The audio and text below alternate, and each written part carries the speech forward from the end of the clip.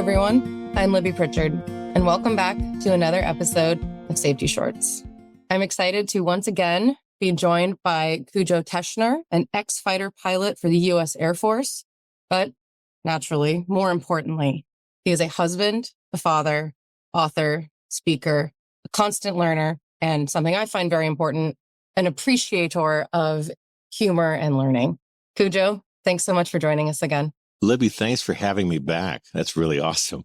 Well, it's awesome that you are giving us some of your precious time. We greatly appreciate it. And that you're going to come back and tell us another story. And this one is about what you call your cancer stupidity. And this is a topic very near and dear to my heart because I truly believe in, listening to our bodies and respecting things like pain. So, Cujo, I'll hand it over to you. Excellent. Well, you mentioned ex-fighter pilot. There's a reason why I'm an ex-fighter pilot. And the reason is that I awoke from a colonoscopy in February of 2014 to a German doctor, Dr. Meyer, who informed my wife and I that he found a tumor growing in my lower colon.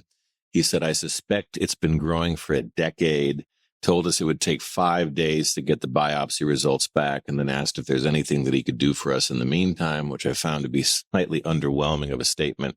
Like, yeah, how about you get rid of the tumor and we call it good was going through my mind. But I realized in that moment that wasn't going to happen. And what the two of us realized in an instant was that our lives were fundamentally changed forever. And so there's a cancer journey that follows that in and of itself is an interesting story. But the more compelling one for your audience is this. When he said he thought it had been growing for 10 years, I went back and thought about where the first symptoms appeared, and it was actually literally 10 years prior.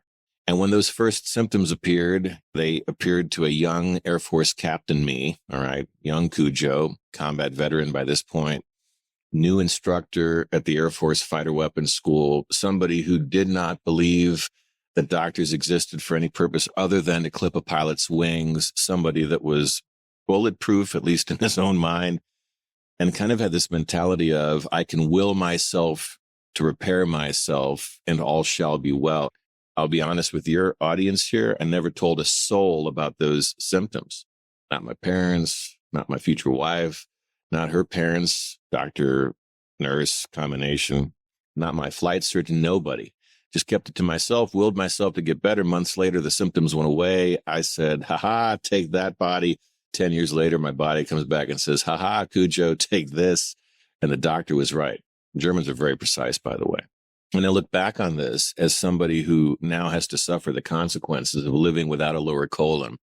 And part of my life's journey has me on the road constantly. So imagine living without the ability to control yourself the way that you're used to. That's a difficult thing, but it's actually the difficulty is compounded by the knowledge of this was preventable.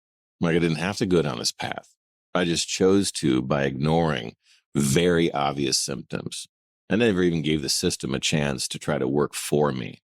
And I would imagine in your industry and kind of given the demographics that maybe there's a proclivity, maybe there's a tendency towards the Cujo approach. And I guess the reason why I'm back here today, Libby, is to try to convince your audience to not be as stupid as I was. And if there's one good piece that we can take away from my journey is that they don't have to be. And there we are.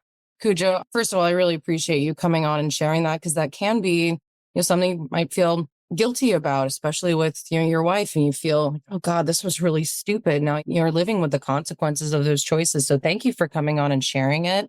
One of the big takeaways for me is listening to your body. Listen.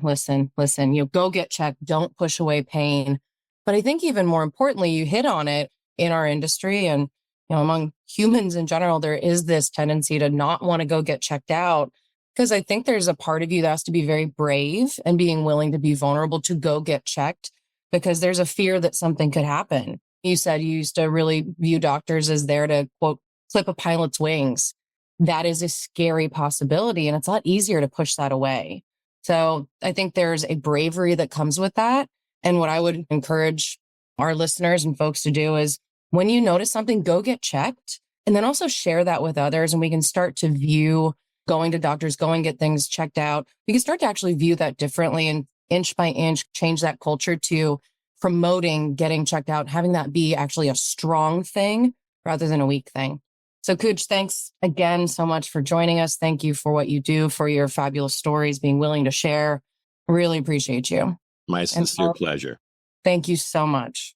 So for everybody out there, I'm Libby Pritchard. Stay safe.